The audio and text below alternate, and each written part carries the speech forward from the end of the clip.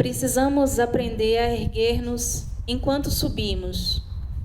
Essa frase de Angela Davis me gera uma série de inquietações para pensar o empoderamento das mulheres. O empoderamento que está tão em voga na sociedade, embora não seja novidade, ela está na ordem do dia hoje para pensar o protagonismo das mulheres. E aí, pensando a minha trajetória, eu refleti quantas mulheres me ergueram para que eu pudesse subir. E fiquei também refletindo sobre como complexificar o protagonismo dessas mulheres sem pensar na estrutura racial do Brasil. Ou seja, como não pensar quais os lugares em que as mulheres negras ocupam na estrutura social. Pensando no nosso legado escravocrata de quase 400 anos, é possível não ver cor? É possível a gente pensar as mulheres como um sujeito universal sem debater estruturalmente o contexto histórico-racial do Brasil? Sobre essa perspectiva, eu fiquei então analisando como a gente desenvolve organicamente um daltonismo orgânico, elaborado através dessa estrutura racial. O daltonismo que é, na verdade, a perda de uma perspectiva visual que fica incapaz de distinguir as cores. Na realidade, eu estou utilizando esse termo num sentido meramente retórico, porque, de fato, nós somos capazes de identificar as cores e identificar os estratos sociais em que os corpos, brancos ou não brancos, estão ocupando na sociedade. Mas esse discurso de não ver cor, ele escamoteia uma série de índices bem problemáticos. 70% da população pobre do Brasil é negra. 60% das mulheres que morrem nos partos são mulheres negras. 62% das mulheres vítimas de violência obstetrícia são mulheres negras. Elas são menos tocadas e menos anestesiadas nos processos obstetrícios. Além disso, as mulheres negras ingressam no mercado de trabalho aos 9 anos. Mercado esse geralmente relacionado ao mercado de emprego doméstico, né, geralmente não registrado em carteira, e suscetível a uma série de violências, né, como a falta de fiscalização e regulamentação que os espaços domésticos proporcionam. O trabalho doméstico nos quais as mulheres negras estão inseridas me chama especialmente a atenção. Uma vez que eu sou filha de empregada doméstica, sou neta de empregada doméstica e sou irmã. Até um certo tempo da minha vida, fui irmã de uma empregada doméstica. Irmã essa que tem uma diferença de 1 ano de idade apenas entre mim e ela.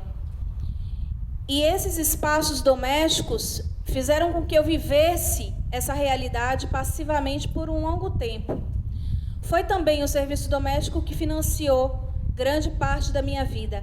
Mas pensar esses espaços domésticos gerava em mim uma inquietação e uma indignação com esse legado da escravidão. Porque também no período da escravidão nós ocupávamos esses espaços.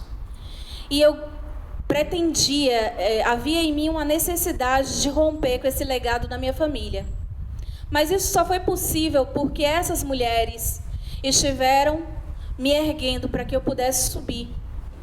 Ingressei no mercado financeiro, me formei em administração, estou me graduando em ciências econômicas e em um dado momento da minha vida eu resolvi pesquisar o protagonismo das mulheres negras através da antropologia social. Essa modificação, que pode parecer à primeira vista bem contraditória, na verdade ela tem uma sequência muito lógica. As primeiras formações da minha vida, elas tinham a intenção de me subsidiar e manter a minha sobrevivência, né? A minha subsistência mínima. A partir do momento que eu entendi que eu já conseguia me desvencilhar desse vínculo empregatício e pleitear outros caminhos, eu enveredei para a pesquisa de mulheres negras. Paralelo a esse caminho profissional, a minha militância também me deu todos os subterfúgios necessários para que eu me questionasse o tempo inteiro por que, quando a gente debate o protagonismo das mulheres, não complexificamos também a cor dessas mulheres. Por que a gente não pensa que esses atravessamentos, classe, raça, gênero, quando convergidos, eles geram uma matriz de opressão violenta que precisa ser debatida com honestidade. E era sobre esse daltonismo orgânico que eu estava preocupada em olhar com mais atenção e me deter um pouco mais. Os coletivos negros me deram todo o aparato teórico e de militância para que eu pudesse pensar, de fato, as contribuições da população negra, os seus saberes, epistemologias e o seu protagonismo efetivo, quebrando algumas verdades questionáveis, né, estabelecidas pelo senso comum, pelo mito da democracia racial e tantos outros. Mas os espaços das mulheres, os espaços seguros que nós criamos para debater com honestidade e com franqueza, foi o que me deu toda uma força para avançar e me colocar como intelectual negra. Um caminho que eu não acreditava ser possível. Foi num bloco de percussão de mulheres, formados apenas por mulheres, percussão que é um universo hegemonicamente masculino, que a gente começa a elaborar outras formas de contestar o sistema de opressão, né? Dentro daquele espaço seguro em que as mulheres são, ao mesmo tempo, protagonistas, mas que estão preocupadas com outras mulheres, de dar visibilidade, de complexificar suas realidades e protagonismos, foi que eu entendi a potência de estarmos juntas. Eu compreendi o que é erguer enquanto subimos. Foi dentro do bloco Corigeide, formado em 2015 por 10 mulheres de diversas classes sociais, de diversos cantos do país, de cores diferentes, mulheres negras e não negras juntas, que a gente começou, então, a elaborar uma outra forma de ser e estar no mundo.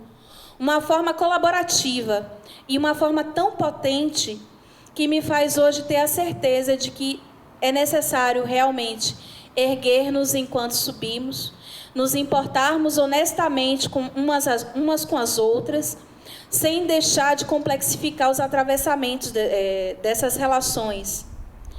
Então, aqui fica, na verdade, uma forma de analisar como a forma de pensar as mulheres negras não pode ser uma prerrogativa exclusiva da população negra. Pensar que não existe um sistema de opressão independente do nosso protagonismo também. A gente sempre terceiriza as responsabilidades como se o sistema fosse uma entidade que independesse do nosso posicionamento. Mas, na verdade, nós operamos esse sistema. Quantos livros nós lemos ao longo das nossas vidas? Desses livros, quantos são escritos por mulheres? Desses livros, quantos foram escritos por mulheres negras? Quantas vezes vocês se consultaram com médicos ou advogados negros? Quantas vezes viram negros e negras em outras posições que não fossem os espaços de serviços domésticos ou subempregos, com perdão do eufemismo, né? Então, entender que também somos responsáveis por essas hierarquias sociais e essas estratificações raciais, para mim faz todo um sentido quando percebo dentro dos espaços em que eu atuo, quer seja Corigeide, quer seja dentro da academia ou da minha própria família, que a força coletiva e o grito organizado têm uma potência avassaladora para derrubar todas essas mazelas e hierarquizações que a gente acaba construindo e quando nos silenciamos ou quando nos utilizamos desse daltonismo orgânico, também acabamos por reforçar. Reforçamos as estruturas de poder quando a gente utiliza argumentos do tipo: eu não vejo cor, ou o amor não tem cor, negando 358 anos de escravização dos corpos negros e negando que a sua integração na transição do serviço escravocrata para o serviço assalariado se deu de uma forma tão tranquila. Só que não.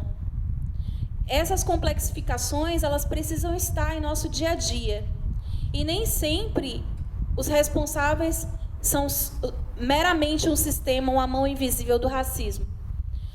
Quando a gente começa a olhar com cuidado a nossa rede de relações, as pessoas que nos cercam, ou se comprometer efetivamente com a ruptura desse status quo, com a inserção de uma diversidade efetiva nos espaços em que a gente ocupa, isso é empoderamento. Na administração, a gente estuda o empowerment, né? Que significa você não só dar as ferramentas necessárias para uma pessoa subordinadamente a você, né? Não só dar as ferramentas, mas dar todas as condições para que ela tenha autonomia para a tomada de decisão. Nesse sentido, também eu fico pensando em empoderamento. Eu não posso analisar o protagonismo feminino me descolando dessa estrutura e terceirizando a responsabilidade pelas opressões. Está tudo muito conectado. E o pouco que eu faço ou que eu consigo para erguer enquanto eu subo faz toda uma diferença. E, mais uma vez, eu gostaria de finalizar com a Angela Davis, né, intelectual negra, filósofa estadunidense, mas que tem como reflexo desse processo de racialização das epistemologias, começa a ser traduzida para o português no Brasil apenas em 2010, sendo que ela produz uma bibliografia muito importante para o movimento negro, para as mulheres negras, desde a década de 70 e 80. Então, eu convido para que todos e todas superem esse daltonismo orgânico, meramente retórico, que mantém as estruturas de poder, e finalizo com Angela Davis, falando que não basta não ser racista, a gente precisa ter atitudes antirracistas. Obrigada.